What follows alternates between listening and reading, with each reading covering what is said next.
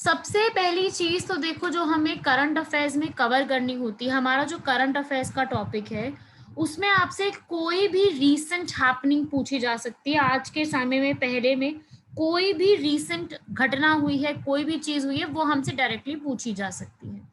तो current affairs जो है बेसिकली, उसमें हमसे क्या क्या क्वेश्चंस आ सकते हैं, किस टॉपिक से पूछे जा सकते हैं। रिसेंटली कोई अपॉइंटमेंट हुई है, कोई भी न्यू पर्सन अपॉइंट हुआ है, कोई भी न्यू पर्सन रिमूव हुआ है, कोई भी न्यू अवार्ड दिया गया है, चाहे वो स्पोर्ट्स रिलेटेड अवार्ड हो, चाहे वो कोई किसी लिटरेचर में अवार्ड दिया गया हो, इस पे क्वेश्चन आते हैं। कोई भी न्यू मॉन्यूमेंट बना है, वो मॉन्यूमेंट बनाया गया है, उसकी फाउंडेशन रखी गई है, या फिर वो जो मॉन्यूमेंट है उसका नेम चेंज हुआ है, किसी भी कोई भी प्लेस का नेम चेंज हो सकता है, कोई भी मॉन्यूमेंट का नेम चेंज हो सकता है, इस पे क्वेश्चन आ सकता है। उसके अलावा कोई भी जो है हमारे आसपास कोई भी, जैसे कोई भी न्यू लिस्ट में किसी को भी ऐड किया गया है, राइट, कोई भी लिस्ट में ऐड किया गया, जैसे यूनेस्को है, वो अपनी लिस्ट बनाता है, उसमें कुछ ना सिटीज को ऐड करता है, कुछ स्टेट्स को ऐड करता है, इस पे क्वेश्चन आ सकता है। इस टाइप के क्वेश्चन आपके जो है प्रॉपरली पूछे जाते हैं इन योर एग्जाम, ठीक है। डायरेक्ट क्वेश्चन पूछे जाते हैं इन टॉपिक्स के ऊपर। तो करंट अफेयर्स में हमें यही सारी चीजें पढ़नी है, क्या नई नई चीजें हुई हैं, ठीक है। आज के समय में आपको पता है करंट अफेयर्स क्या चल रहा है, कोविड, सबको पता है ये करंट अफेयर है, बट इसके अलावा भी जो चीजें हो रही हैं वो हमें पढ़नी है। कोई रिसेंटली अगर कोई समिट हुआ है, कोई भी समिट हुआ है, कोई भी डे सेलिब्रेट किया गया है, चाहे वुमेन्स डे है, पंचायती डे है, कोई भी XYZ कोई भी डे सेलिब्रेट हुआ है, तो वो आ सकता है। तो अभी जो है हम अपने इस पूरे सेशन के अंदर जितना भी हम पढ़ेंगे, उसमें हम जनवरी मंथ से स्टार्ट करेंगे। जनवरी, फेब, मार्च, अप्रैल, ठीक है, ये 4 अभी कवर करेंगे। आज हम स्टार्ट करेंगे जनवरी मंथ के मोस्ट इंपॉर्टेंट करंट अफेयर से, जो एग्जाम में पूछने के फुल प्रूफ चांसेस हैं। पीपीटी में मैं आपसे शेयर करूंगी, प्लस आपको लिखवाऊंगी भी कुछ वन लाइनर्स जो इंपॉर्टेंट है लिखवाने के लिए, वो भी मैं आपको लिखवाऊंगी, वो भी आपको साथ साथ लिखते जाने हैं, राइट। चलिए स्टार्ट करते हैं। किसी को कोई डाउट हो तो वो टेक्स्ट पे पूछ सकता है, बाकी हम आज के स्टार्ट करते हैं current affairs for the month of January. सबसे पहले आप हेडिंग बनाएंगे जनवरी मंथ के करंट अफेयर्स, ठीक है। सबसे पहला जो करंट अफेयर हमें पढ़ना है, that is most important thing. Assam जो है वहां पर एक ऑटोनॉमी लैंड बनाने की बात की गई है। क्या मतलब है इस बात का, कि असम में एक ट्राइबल एरिया रहता है, उस ट्राइबल एरिया का नाम है कार्बी, ठीक है। ट्राइबल एरिया का ही नाम है कार्बी। तो ये जो कार्बी है, ये लोग क्या चाहते हैं कि हमें सेपरेट जो है वो एक कार्बी लैंड दिया जाए। तो एग्जाम में क्या क्वेश्चन बन सकता है, एग्जाम में क्वेश्चन बन सकता है कार्बी जो ट्राइब्स हैं ये कहां से बिलोंग करते हैं, to where does the Karbi tribal people belong, ठीक है। तो ट्राइबल एरियाज पे क्वेश्चन आते हैं, ये आपसे यहाँ पे क्वेश्चन पूछा जा सकता है, तो याद रखिएगा। उसके अलावा ऐसा नहीं कि सिर्फ असम की यही ट्राइबल लैंड्स है, असम के और भी बहुत सारे ट्राइबल पीपल रहते हैं, ठीक है। तो असम में मैं आपसे एक सवाल अभी यहाँ पूछना चाहूंगी, मुझे जल्दी से बताएंगे।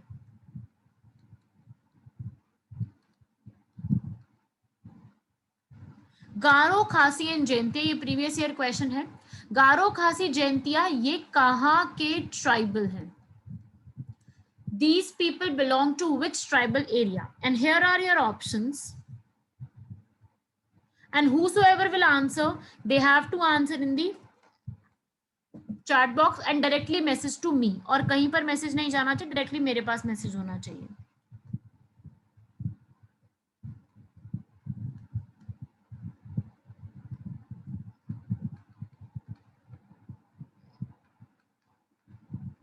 Here are your options. What will be the right answer?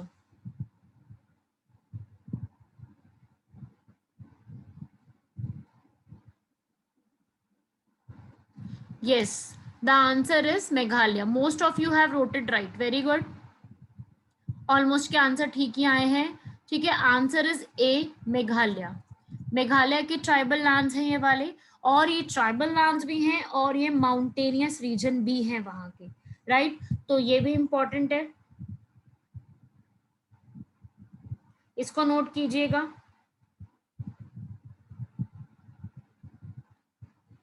Okay, next इसके बाद अब आपको यहाँ पे समझ में आ गया कार्बी लैंड के बारे में. ये जो एरिया है पूरा, ये जो कार्बी लैंड है, ये सारे जो एरिया हैं वो यहाँ पर बात, इस सब चीजों के बारे में बात कहाँ की गई है, हमारे कॉन्स्टिट्यूशन के 5th एंड 6th शेड्यूल के अंदर. 5th और 6th शेड्यूल जो है हमारे कॉन्स्टिट्यूशन का, वो ये कहता है कि हमारे यहाँ पर जितने भी ट्राइबल लैंड्स हैं उनके लिए हम कुछ ना कुछ इनिशिएटिव ले सकते हैं for our tribal lands, only for the tribal lands, जितने भी शेड्यूल्ड और ट्राइबल एरियाज है. तो इसमें याद रखिएगा. ठीक है, तो अब अगर ऐसा है कि हमें एक असम में ही एक स्टेट बनानी है, तो क्या ये हमारे कॉन्स्टिट्यूशन के अकॉर्डिंग पॉसिबल है कि आप अपने ही जो है एक लैंड में, एरिया में कहीं पर भी कोई न्यू लैंड यहाँ पे बना सकते हो? तो यस, इट इज पॉसिबल. ठीक है, कौन सा आर्टिकल? Article 244A. 244A में जो है वो बोला गया है कि हम जो है अगर स्टेट के विद इन ही कोई स्टेट बनानी है तो यहाँ पर वो स्टेट बनाई जा सकती है. तो आर्टिकल 244 ये कहता है, और 244A क्या कहता है कि असम और उसके आसपास के जितने एरियाज हैं वहां पर अगर हमें कोई ऑटोनॉमस स्टेट बनानी है तो वो पॉसिबल है. ऑटोनॉमस का मतलब क्या होता है? इंडिपेंडेंट. तो असम में ही कोई इंडिपेंडेंट स्टेट बनानी है तो that is only possible by the implementation of article 244A. ठीक है, तो एग्जाम में क्या क्वेश्चन बन सकता है इस टॉपिक से? एग्जाम में 2 क्वेश्चन आ सकते हैं. एक तो कार्बी कहाँ से बिलोंग करते हैं, दूसरा ये जो हो रहा है ये कौन से आर्टिकल के तहत है? तो ये आर्टिकल 244A के तहत है. राइट, इसको याद रखना. ओके, नाउ अब एक और सवाल इसमें से क्या बन सकता है, यहाँ देखेंगे. एक सवाल और बन सकता है इसमें से कि जो 5th शेड्यूल है हमारे कॉन्स्टिट्यूशन का, इसमें कौन कौन सी स्टेट्स आती हैं? 5th schedule includes which states? So 5th schedule, sorry 5th में नहीं, आप 6 लिख लीजिए. 5th में एक्चुअली 10 आती है तो आप 6 को लिखिए. 6th शेड्यूल, जो 6th शेड्यूल है उसमें कौन कौन सी स्टेट्स आती हैं? तो नाम लिखेंगे उसके अंदर हमारी बेसिकली 5 स्टेट्स कवर होती हैं. 5 स्टेट्स ये सारी ही नॉर्थ ईस्ट की हैं. अब वे कौन सी स्टेट है नॉर्थ ईस्ट की, इसको हम लर्न करेंगे एक छोटी सी ट्रिक से. ठीक है, क्या है ट्रिक? ट्रिक का नाम है ममता.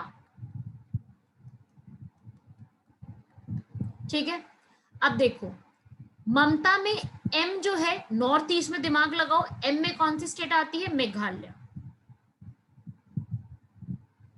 अब ए में कौन सी आती है नॉर्थ ईस्ट में? असम. एक और एम से कौन सी आती है? मिजोरम. टी से वहां पे एक ही स्टेट है, त्रिपुरा. और ए से एक और ही, असम के अलावा एक और कौन सी आती है? अरुणाचल. तो ये 5 स्टेट्स हैं जो कि यहां से बिलोंग करती हैं. तो ये 5 है. बस आपको एक जगह कंफ्यूजन हो सकती है एम में. एम में यहाँ 2 नाम लिखे हैं, तीसरा एक और नाम आता है जो कि कौन सा है? मणिपुर. आपको ये कंफ्यूजन हो सकती है कि भाई मणिपुर, मेघालय, मिजोरम तीनों ही दिमाग में आ जाएंगे एम से. तो what you can do is, आप जो है मणिपुर याद रख लो कि मणिपुर नहीं है, तो जो है वो अपने आप याद हो जाएंगे. मणिपुर नहीं है तो ये अपने आप याद हो जाएंगे. ठीक है ना, तरीका है बस, और कुछ नहीं है, बस ये याद रखना इसके अंदर. ठीक है, तो ये 5 स्टेट्स में हमारी ये इंक्लूडेड है. एग्जाम में डायरेक्टली आ सकता है, which of the following states are not included in 6th schedule, या फिर which of the following states are included in 6th schedule, कुछ भी ऐसा क्वेश्चन. ठीक है, उसके अलावा आप देखते हैं आगे. यहां तक हो गया आई थिंक सबका. अब आगे देखेंगे इसके अंदर. अब नेक्स्ट देखते हैं, ये आप देखेंगे मैप यहाँ पे सब लोग ध्यान से. हमारा ये है पूरा नॉर्थ ईस्टर्न का एरिया, ध्यान से समझना पूरे नॉर्थ ईस्टर्न को. सिक्किम ब्रदर है किसका? सेवन सिस्टर्स का। कौन सी सेवन सिस्टर्स हैं? अरुणाचल प्रदेश, नागालैंड, असम, मेघालय, मिजोरम, मणिपुर एंड त्रिपुरा। ये है हमारी सेवन सिस्टर्स, जिनका एक ब्रदर है सिक्किम। तो ये सेवन जो है ये अलग से है, ठीक है। ये याद रखिएगा, इसके अंदर जो ये पूरी लोकेशन है आप देख रहे हो, ये पूरा आपको दिमाग में होना चाहिए। आपको मैप नहीं याद, कोई इशू नहीं है, लेकिन आपके दिमाग में सेवन सिस्टर्स के नेम जरूर पता होने चाहिए, ठीक है, क्योंकि हमारे भारत का हिस्सा है and you are preparing for the government job. तो गवर्नमेंट के जितनी भी चीजें आपको उसकी नॉलेज होनी चाहिए, तो ये आपको पूरा यहाँ तक पता होना चाहिए, ठीक है भाई। यहाँ तक किसी को कोई इशू है तो वो पूछ सकते हैं, वरना हम आगे बढ़ते हैं हमारे अगले पॉइंट की तरफ। This is the first point. अब इसके बाद नेक्स्ट आता है इंपॉर्टेंट, एग्जाम में पूछा जा सकता है, अनुभव मंटपेन बासा कल्याण। ये एक मॉन्यूमेंट है बेसिकली, ये कहां पर इसकी नींव रखी गई है? तो ज्यादा डिफिकल्ट नहीं है। एक फिलोसोफर थे बसवेश्वरा, ठीक है, बसवेश्वरा एक फिलोसोफर थे, उनके उनके याद में कर्नाटका में इस बस कल्याण का आयोजन किया गया। मतलब बेसिकली एक इस तरीके की मॉन्यूमेंट है जो कि यहाँ पर बनाई गई है। तो ये क्वेश्चन आ सकता है, ये कहाँ से बिलोंग करते हैं पर्सन, कौन है, ठीक है। तो क्योंकि ये न्यूज में है इस वक्त, इसलिए इन पे क्वेश्चन बन सकता है, राइट। इसको नोट कर लीजिएगा।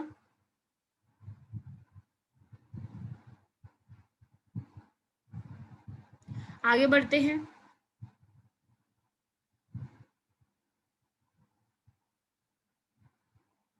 मोस्ट इंपॉर्टेंट यक्षगना, ये आपके एग्जाम में बहुत आते हैं। आपके एग्जाम में थिएटर्स के ऊपर ये जो जितने भी है ना, ये जो चीजें चल रही होती है, थिएटर्स वगैरह चल रही होती हैं, या फिर कोई फॉर्म, डांस फॉर्म हो गई, आर्ट हो गई, इस पे बहुत सवाल आते हैं, ठीक है। तो यक्षगना जो है, यक्षगना एक थिएटर फॉर्म है कर्नाटका की, मोस्ट इंपॉर्टेंट। यक्षगना को परफॉर्म करते हुए एक पर्सन की डेथ हो गई है वहां पर, ठीक है, कर्नाटका में, ठीक है। Recently Yakshagana artist died while performing on stage. तो ये न्यूज में आ गई चीज, क्योंकि यहाँ पर इसकी एक पर्सन की डेथ हो गई है इस चीज के लिए। तो ये एग्जाम में बन सकता है क्वेश्चन। अब तो एग्जाम में क्वेश्चन आ सकता है, तो आपको भी याद रखना है। तो याद रखिएगा, कर्नाटका की डांस फॉर्म है, एक ट्रेडिशनल फॉर्म है यक्षगाना, जिसमें बहुत जबरदस्त जो है, आपकी पिक्चर में देख ही सकते हो, इतने हेवी मास्क पहन करके, इतना कुछ कर करके दे हैव टू परफॉर्म। तो उसी वजह से एक पर्सन की यहाँ पर डेथ हो गई है। तो इसको आपको याद रखना है इसी तरीके से, ठीक है। एग्जाम में इससे बिल्कुल जो है आपसे सवाल पूछे जा सकते हैं। क्लियर है भाई यहाँ तक? कोई किसी को सवाल तो आप पूछ सकते हो।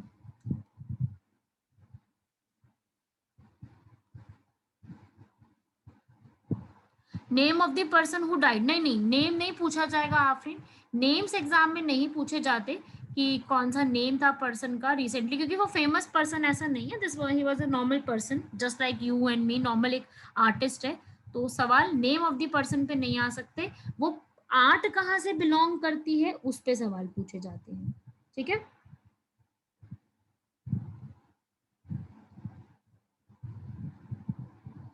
ओके, अब इसके बाद आगे बढ़ते हैं। अब जब ये थिएटर आर्ट न्यूज में है, तो औरों पे भी क्वेश्चन आ सकते हैं। ये कुछ थिएटर फॉर्म्स हैं, ये फॉर्म्स के नेम है, और ये स्टेट है जहां पे वो परफॉर्म की जाती है। बहुत कॉमन नेम है, नौटंकी, बहुत इजीली आप बोल देते हो नौटंकी कर रहा है। तो कहाँ से बिलोंग करती है नौटंकी? यूपी से, यहाँ से स्टार्ट हुई थी। तमाशा बहुत कॉमन वर्ड है, महाराष्ट्र से बिलोंग करती है। भवई पे प्रीवियस ईयर क्वेश्चन आ चुका है, कहाँ से बिलोंग करती है भाई? गुजरात से, ठीक है। बाकी अब जरा मेरी बात बहुत ध्यान से सुनना, मैं एक तरीका बता रही हूँ याद करने का। याटम जो वर्ड है, YATTAM, याटम वर्ड का हमें तो नहीं आती है लैंग्वेज, है ना, क्योंकि हम तो नॉर्थ साइड के हैं। लेकिन जो याटम वर्ड है, इसका मीनिंग केरला में, केरला की कौन सी लैंग्वेज, जल्दी बताएंगे मुझे, केरला में कौन सी लैंग्वेज बोली जाती है?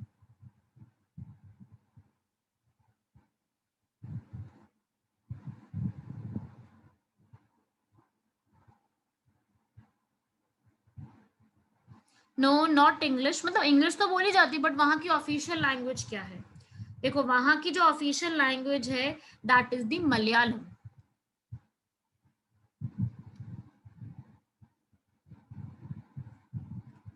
ठीक है, वहां की लैंग्वेज जो है वो मलयालम है।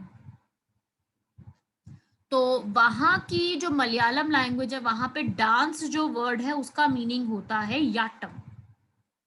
तो एक सीधी सी बात याद रख लो, याटम और येटू ये वर्ड कहीं पर भी आता है वहां पे सीधा आपका आंसर क्या रहेगा? केरला। ठीक है, जैसे कि एक तो हो गया कुडियाट्टम, एक हो गया मोहिनीयाट्टम, और एक होता है मुडियेट्टू। बहुत अजीब से नाम है हम लोगों के लिए याद लर्न करने, बिकॉज दे आर थोड़ा सा अजीब सा ही जो नाम है वो, तो उसके चलते आपको ये एक तरीका है याद करने का। ठीक है, इसको लिख लीजिएगा, ये आपके हेल्प करेगा आपको आगे। ठीक है,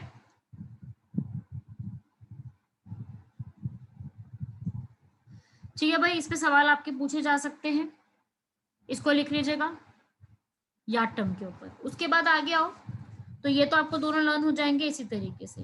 भोना असम की काफी फेमस है, माश मध्य प्रदेश, भान पथेर कश्मीर। तो ये वहां की कुछ फॉर्म्स हैं, ट्रेडिशनल फॉर्म्स हैं जिन पे एग्जाम में आपसे क्वेश्चन डायरेक्टली पूछे जा सकते हैं। So this is the way how you are going to learn this things, तो इसको याद रखिएगा,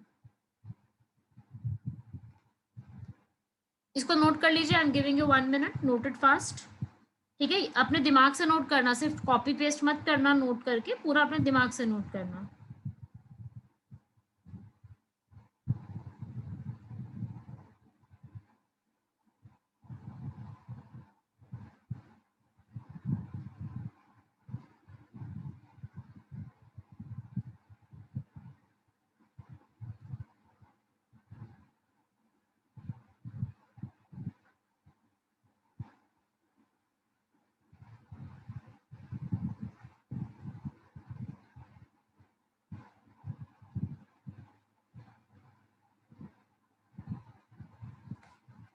I hope everybody has done. चलिए, अब इसके बाद आगे बढ़ते हैं नेक्स्ट टॉपिक की तरफ। वो टॉपिक कह रहा है डिजिटल इंडिया अवार्ड्स।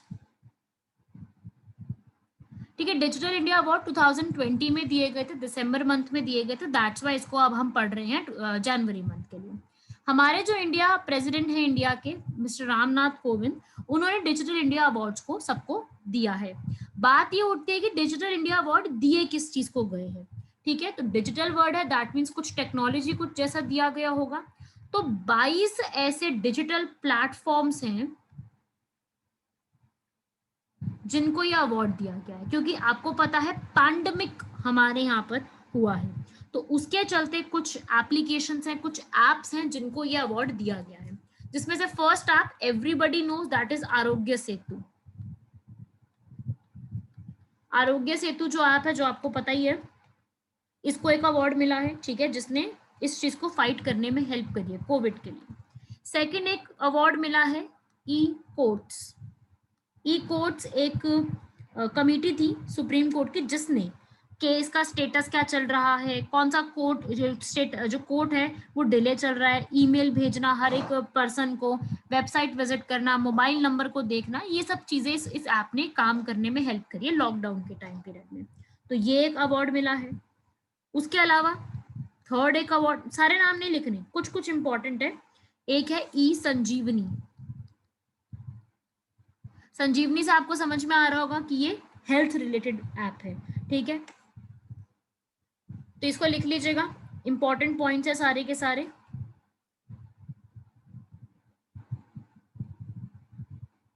इसको लिख लीजिएगा सारे पॉइंट्स, राइट,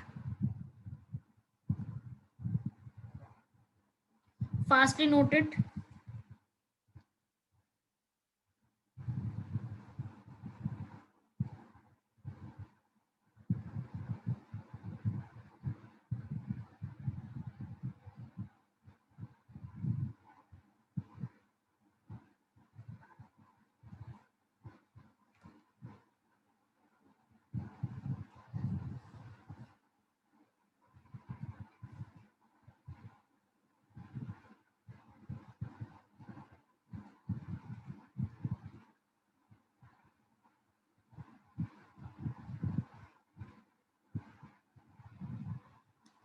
नेक्स्ट पॉइंट, अब ये है आपके एग्जाम के लिए काफी इंपॉर्टेंट, आपके एग्जाम में ये इससे सवाल पूछा जा सकता है। ये चीज है भाई कि एक लेह जो है लद्दाख, वहां पे एक मीट्रोलॉजिकल सेंटर ओपन अप किया गया है। ठीक है, मीट्रोलॉजिकल सेंटर का मतलब होता है, ये एग्जाम में आ सकता है, where did the ministry of earth science has inaugurated the new meteorological department. Basically meteorological department जो है वो क्या होता है, वेदर रिलेटेड जो भी कंडीशंस हैं उनको बताता है कि वेदर रिलेटेड क्या हालचाल चल रहे हैं, क्या समस्याएं चल रही हैं, एवरीथिंग रिलेटेड टू वेदर जो है वो यहाँ पर आपको देखना पड़ेगा।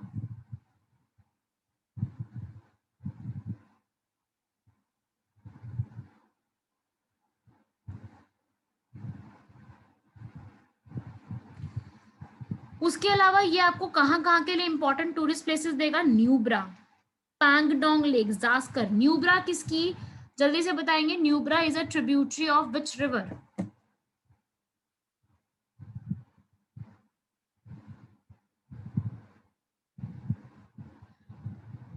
जल्दी बताएंगे सब लोग, न्यूब्रा किस रिवर की ट्रिब्यूटरी है, Indus, right, Indus, right, Indus की ट्रिब्यूटरी है न्यूब्रा, तो उसके लिए आपको याद रखना है ये पॉइंट। ठीक है भाई, उसके अलावा चलिए ये पॉइंट आपने नोट कर लिया होगा, आगे बढ़ते हैं। इंपॉर्टेंट अगला पॉइंट है जो हमारे इंडिया की करंटली एनएसए हैं। एनएसए कौन है हमारे इंडिया के इस वक्त, नाम बताएंगे इन पर्सन का जो आप पिक्चर में देख रहे हो इनको।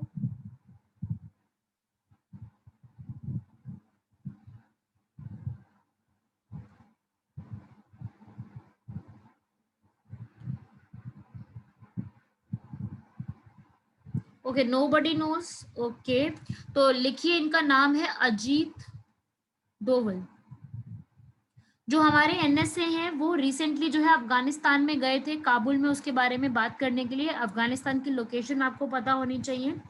ये विजिट इसलिए इम्पोर्टेंट है क्योंकि पहली बार कोई हमारे इंडिया से पर्सन अफगानिस्तान इस तरीके से विजिट करने गया है, तो इसको हम कहते हैं इंट्रा अफगान टॉक्स।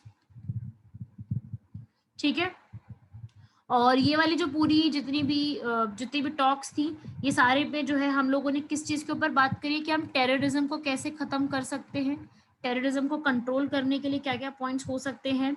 ठीक है, और जितना भी अफगानिस्तान की डेवलपमेंट में जो है इंडिया सपोर्ट कर सकता है, उस चीज के बारे में यहाँ पर बात करने के लिए हम लोग बेसिकली यहाँ पर गए थे, जिसके बारे में प्रॉपरली इधर बात की गई है। और यूएसए जो है उन्होंने यहाँ पर जो है फैसिलिटेट किया, सुपरवाइज किया था हमारी इन टॉक्स को। तो याद रखिएगा फर्स्ट टाइम विजिट हुआ है यहाँ पर हमारे एनएसए का टू अफगानिस्तान। नेक्स्ट पॉइंट, इसको बना लो इंपॉर्टेंट, इस पे मुझे ऐसा लगता है कि आपके एग्जाम में पूरे पूरे आने के इस टॉपिक पे चांसेस हैं।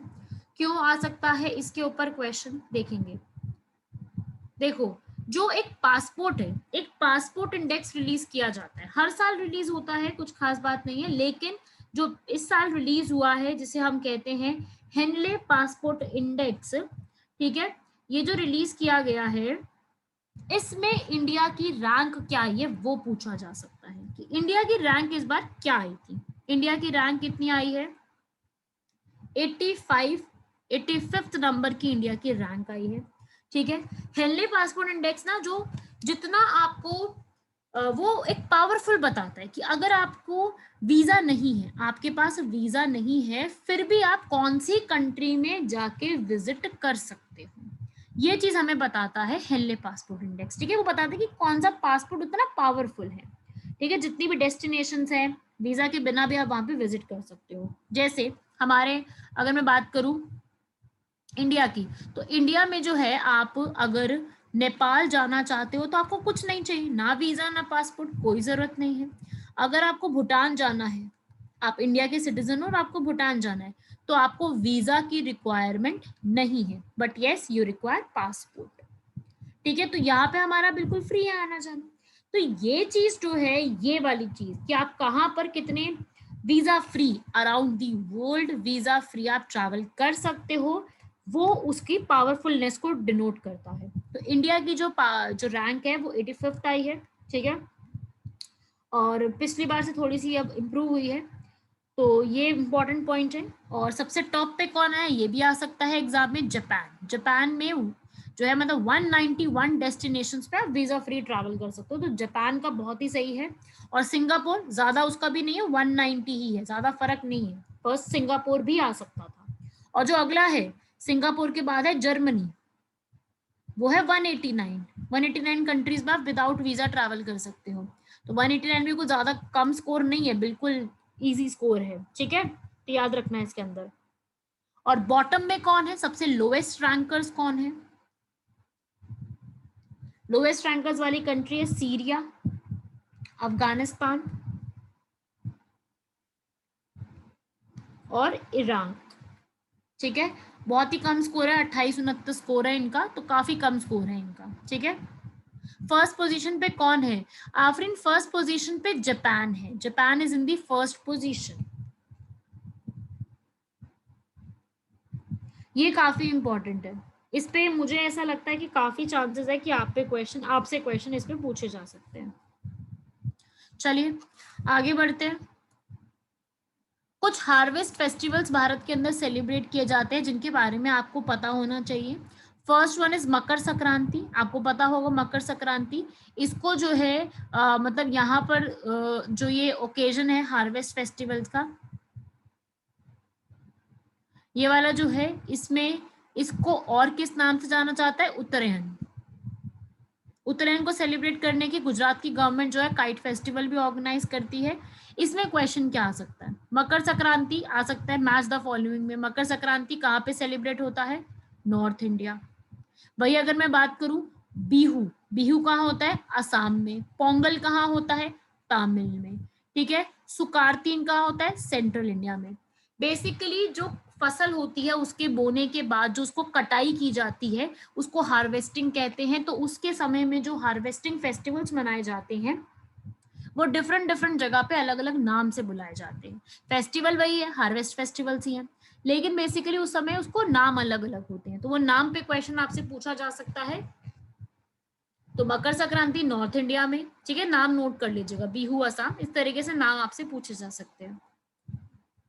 ये है कुछ जगह जहाँ पे इसको इस नाम से जाना जाता है, उत्तरायण गुजरात में, लोहड़ी हरियाणा पंजाब यूपी, शिशुर संक्रांत जम्मू कश्मीर, मकर संक्रांत बिहार झारखंड, बिहू यहाँ पे। इस तरीके से आप ये सिर्फ इंपॉर्टेंट इसमें से 1 2 3 4 5 और ये पोंगल 6 ही है, बाकी तो किसी पे क्वेश्चन आज तक कभी पूछा नहीं गया है, ठीक है। तो जनवरी मंथ में ये भी इंपॉर्टेंट इवेंट था। फिर आता है नेक्स्ट इंपॉर्टेंट पॉइंट, बहुत इंपॉर्टेंट, नेशनल यूथ डे। हम लोग जो है नेशनल यूथ डे सेलिब्रेट करते हैं 12 से 16 जनवरी, यूथ डे सेलिब्रेट किया जाता है। किसकी एनिवर्सरी पर, स्वामी विवेकानंद जी की। नाम सुना होगा सबने स्वामी विवेकानंद का, तो स्वामी विवेकानंद जी के नाम पर जो है ये नेशनल यूथ डे जो है सेलिब्रेट किया जाता है। और इस सेलिब्रेशन की जो इस बार की थीम थी उस पे सवाल आ सकता है, what was the theme of 2021 national youth day festival. तो इसका सीधा सीधा आंसर है युवा उत्साह नए भारत का, ठीक है। उसके अलावा स्वामी विवेकानंद जी पे कुछ एक आधा सवाल पूछा जा सकता है, क्योंकि ये भी जो है फ्रीडम स्ट्रगल कह लो या उन सब टॉपिक्स में उनका भी योगदान रहा है, ठीक है। तो इन्होंने क्या फॉर्म किया था लिखेंगे, एग्जाम में आ सकता है आपके हिस्ट्री के ऊपर। स्वामी विवेकानंद ने क्या फॉर्म किया था भाई, इन्होंने फॉर्म किया था रामकृष्ण मिशन।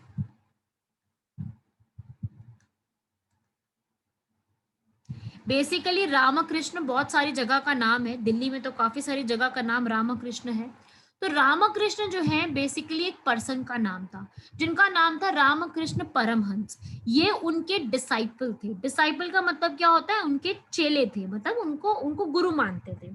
तो उन्हीं के नाम पे इन्होंने जो है यहाँ पर एक फिलॉसफी अपनी स्टार्ट करी जिसका इन्होंने नाम रखा रामकृष्ण मिशन, जिसमें वो क्या कहते थे कि भाई हमें पुराने अपने जो वेद है उपनिषद है उनको लेकर के आना है, उनको समझना है, स्पिरिचुअल आइडियाज जगाने हैं लोगों में, वुमेन की जो कंडीशन है उसको इम्प्रूव करना है, जो सोसाइटी में सोशल सर्विसेज की चीजें हो सकती है उनको इम्प्रूव करना, और यूथ को बेसिकली यूथ को जगाना है अपने राइट्स के लिए, फ्रीडम स्ट्रगल को ज्वाइन करने के लिए, क्योंकि ये उस समय की बात है।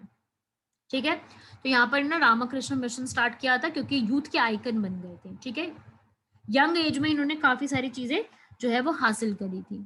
ठीक है, चलिए अब आता है GI tag for the Pakistani basmati rice. ये एक न्यूज में है। एग्जाम में क्या क्वेश्चन आ सकता है जीआई टैग्स के ऊपर? जीआई टैग में ये पूछा जा सकता है, पहला सवाल जीआई टैग होता क्या है? जिनको नहीं पता मैं उनको बता दूं, जीआई टैग का मतलब होता है ज्योग्राफिकल इंडिकेशन टैग।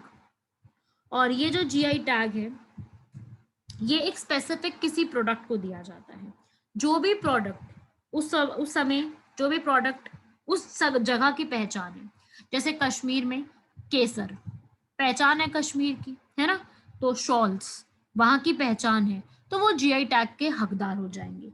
तो ऐसे जो कि जिनका स्पेसिफिक कोई रेपुटेशन है, स्पेसिफिक रिकॉग्निशन है, उन्हें हम कहते हैं जी, उनको हम दे सकते हैं जीआई टैग। ठीक है, तो जीआई टैग जो है बेसिकली पहली बार फर्स्ट टाइम इंडिया में किसको दिया गया था? दार्जिलिंग की क्या फेमस है भाई? चाय। दार्जिलिंग टी को दिया गया था। और इंडिया को ये जीआई टैग देने का क्या सूझा, मतलब क्यों दिया गया, कोई वजह, कोई रीजन पीछे का? तो यस, इसके पीछे एक रीजन है। इंडिया जो है वो किसका मेंबर है? India is a member of WTO। WTO क्या चीज है भाई? WTO है वर्ल्ड ट्रेड ऑर्गेनाइजेशन। ये टैग कौन देता है? बिल्कुल सपना, मैं बता रही हूँ टैग कौन देता है। इसके बाद इंडिया WTO का मेंबर है, पता है ना आपको, वर्ल्ड ट्रेड ऑर्गेनाइजेशन का। वर्ल्ड ट्रेड ऑर्गेनाइजेशन ने अपना एक रूल निकाला जीआई टैग्स के ऊपर, और इंडिया ने क्या किया, उसको साइन करा। WTO ने अपना क्या रूल निकाला? उन्होंने जीआई टैग निकाला of goods. GI of goods निकाला उन्होंने 1999 में। ये सवाल आ चुका है। 1999 में उन्होंने ये एक्ट निकाला। इंडिया ने कब साइन किया उसके ऊपर? इंडिया ने उसको साइन किया है 2003 में। ठीक है, कि हम भी ऐसा कुछ करेंगे। और पहली बार दार्जिलिंग टी को टैग कब दिया? 2004 में। ठीक है, तो ये इंपॉर्टेंट चीज है कि जोग्राफिकल इंडिकेशन टैग, ये चीज जो है वो एग्जाम में सीधा सीधा पूछी जा सकती है। ठीक है, किसी भी चीज को यहाँ पर दिया जा सकता है। और रिसेंटली भी कई चीजों को दिया गया है, तो वो भी हमें देखना है कि कौन सी रिसेंटली चीजों को दिया गया है, वो भी हम पढ़ेंगे। ठीक है, इसको नोट कीजिए जल्दी सब लोग। अब हम आगे देखते हैं कि जीआई टैग देता कौन है। बेसिकली ये जो है, ये कौन सी अथॉरिटी है, कौन सी मिनिस्ट्री है जो ये चीज देती है? तो देखो, मिनिस्ट्री का नाम लिखेंगे सब लोग। मिनिस्ट्री कौन सी है? Ministry of commerce and industry. और इसी में एक डिपार्टमेंट आता है, इसी मिनिस्ट्री में एक डिपार्टमेंट है, क्या नाम है उसका? Department of industry promotion and internal trade.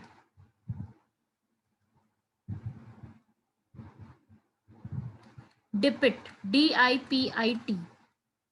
Note कर लीजिए, ये मीटिंग 1 मिनट में ओवर हो जाएगी, सब लोग फटाफट से इसको नोट कर लो, इसका नाम नोट कर लीजिए। You have 1 minute.